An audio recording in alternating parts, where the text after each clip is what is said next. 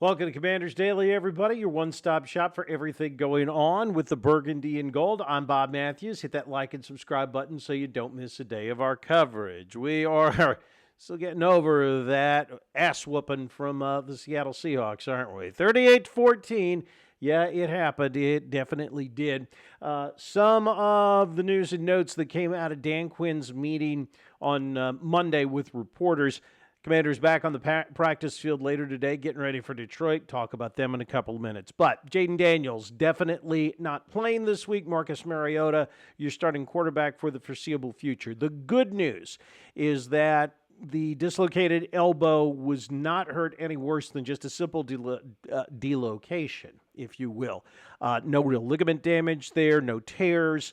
It's just going to be, it looks like, rest recuperation and a little bit of recovery therapy for him to get better. Now, that's going to, and we'll talk about it in a second, bring up an entirely different open up a different kettle of fish, can of worms, but at least there's no major damage here that we're talking about.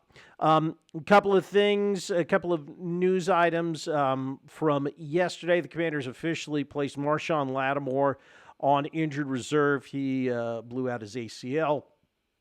That will not only end his season, probably his career in Washington as well. Luke McCaffrey with that broken collarbone also on injured reserve now. I would imagine his season is probably over as well.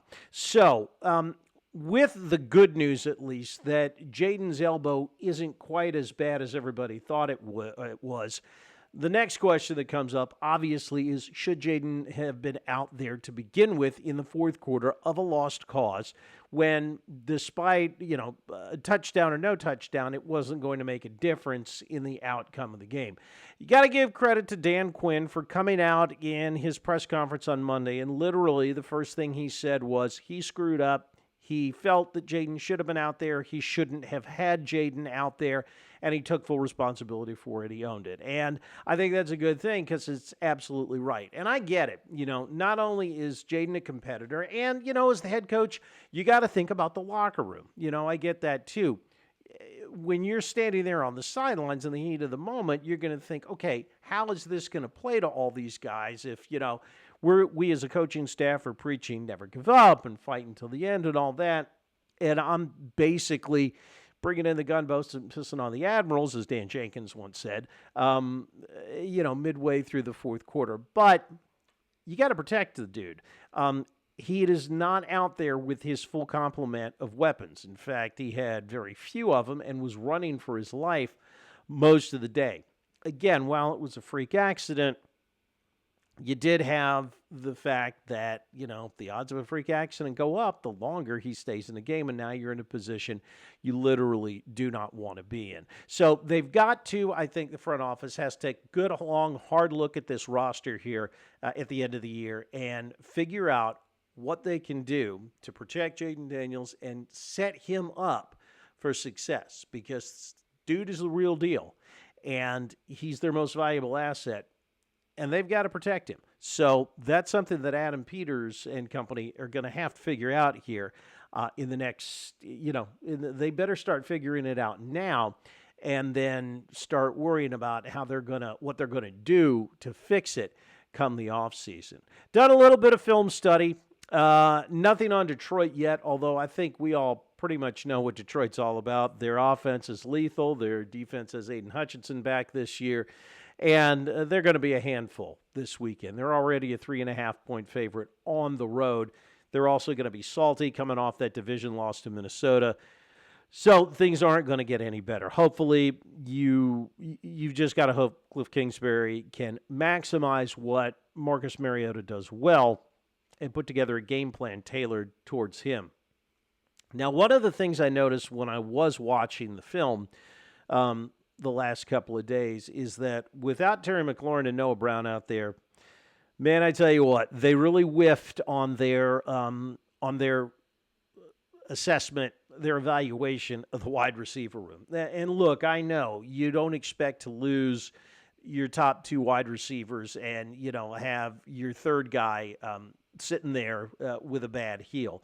Not to mention the fact that your fourth guy broke his collarbone on the opening kickoff and is now out. So the receiver room has been decimated. I get that. But those guys that were out there they were the guys playing, the guys they had to go with weren't creating any separation. And you can see on film how that affected Jaden.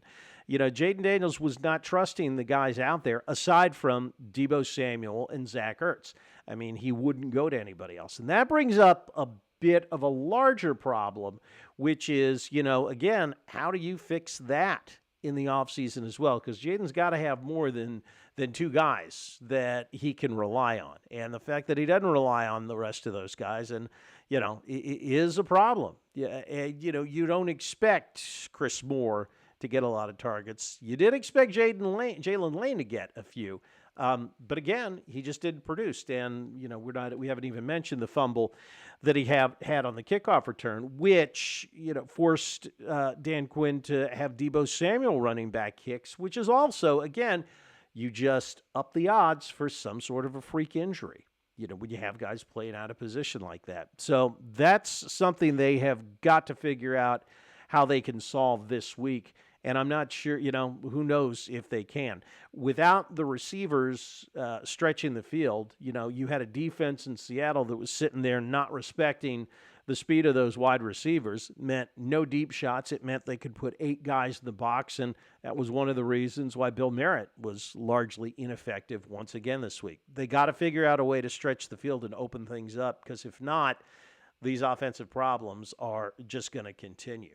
All right, let's go ahead and hit the mailbag before we get out of here. We love it when you guys drop us a comment. Drop us one on what you think about Detroit and how ugly this one could be this weekend.